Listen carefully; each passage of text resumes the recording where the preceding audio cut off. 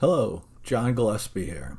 Today I am going to show you how to create a custom field so that you can monitor work item age within Jira without incurring additional subscription charges.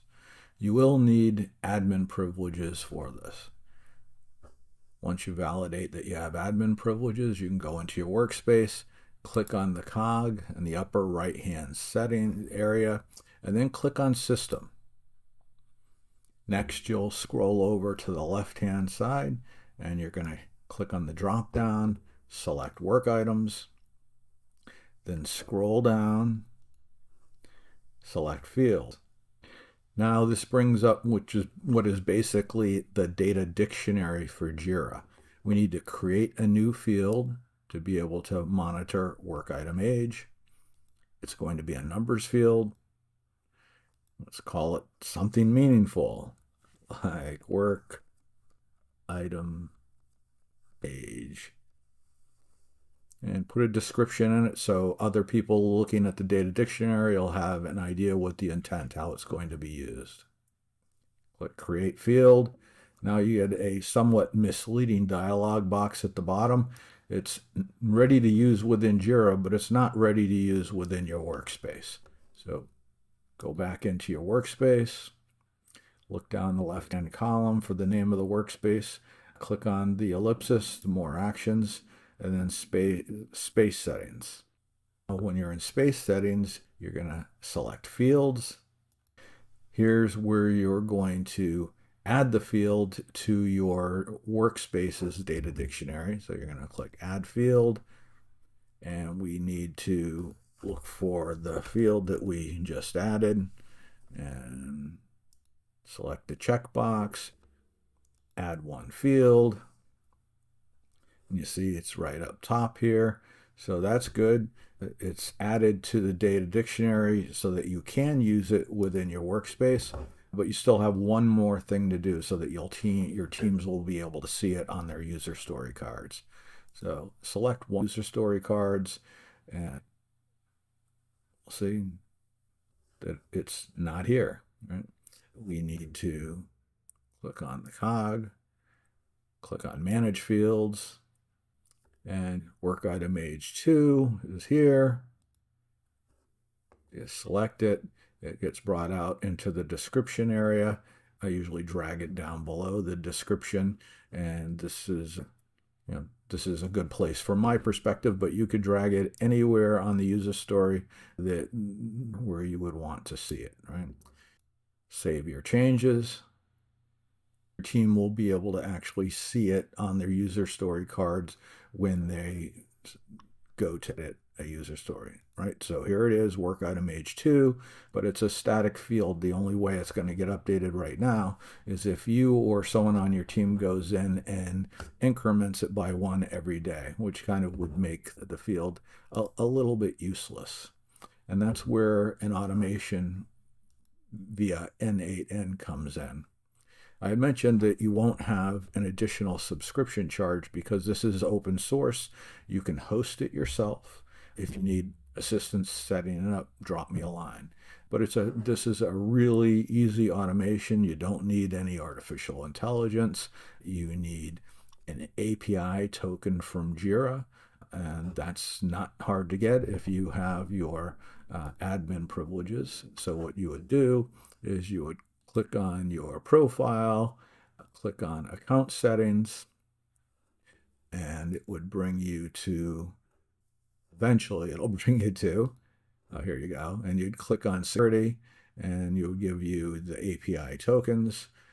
You would want to create a token, and it's by default, it's good for a year. I'm going to have it expire tomorrow. Yeah, tomorrow. And click create. So here, this is important. Make sure that you save this token, because once you leave this screen, you are not going to be able to access it. So copy the token, put it somewhere where you can actually access it, unless you're going to configure your authentication to Jira API right away. So you open the node for HTTP request, This is accessing the Jira API with your cloud instance. It uses a predefined credential type. N8N has a number of different credential types in there.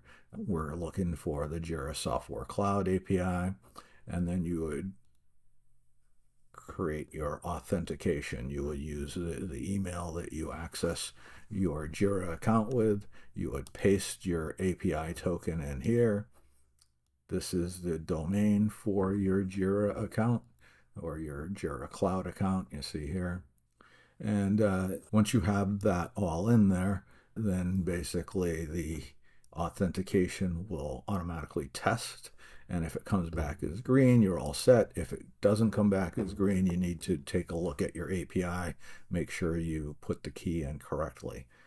Now, in order to execute your JQuery query, you want to send the parameters for this search. So the search is JQuery. The project, in this case, equals Scrum, and the status is not in, basically, it's not in your active user story. So it's not in to do, and it's not into done.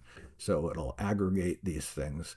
It'll position this to aggregate as a batch. So it goes through and looks for all your user stories that are between active and done. It makes it into one batch. So you see the arrow to the JavaScript node. It sends it to the next node as one batch. In order to act on it within Jira, though, and iterate increment all of the work item ages, we need to disaggregate that batch. So this uses JavaScript. It takes the batch and then separates it out, and each one of the user stories with its work item age gets passed on to the Jira update. And what it does is it takes each of the user stories, adds one to the work item age field, and it outputs 6 items. It tells you basically all 6 of them succeeded, and it basically all of your user stories ended up being work item age incremented, and your next daily Scrum or your Kanban team huddle, you'll be able to look at and see what items are not progressing as you would expect. So you finally have a leading indicator to help you manage your progress.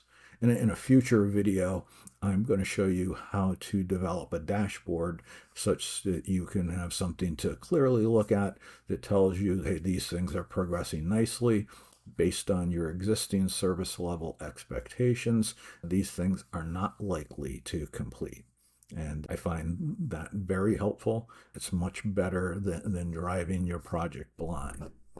Anyway, thank you, and we'll see you in another video.